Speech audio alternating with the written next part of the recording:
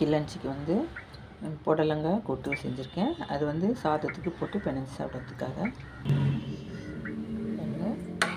புடலங்காய் கூட்டு கொஞ்சம் கட்டியாக இந்த மாதிரி செஞ்சுருக்கேன். இது அப்படியே நம்ம சாதத்துக்கும் பிணைஞ்சு சாப்பிட்டுக்கலாம், சப்பாத்திக்கும் தொட்டு சாப்பிட்டுக்கலாம் மாதிரி இருக்குது.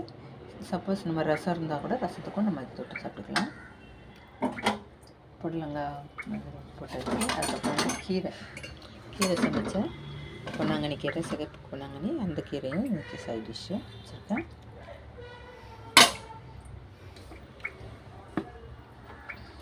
சப்பாத்திக்கு வந்து தக்காளி கூட்டு செஞ்சுருந்தேன். அந்த தக்காளி கூட்டும் வந்து எடுத்துக்கலாம். ரசமும் இருக்குது. ஸோ இன்றைக்கி இதுதான் லன்ச்சு.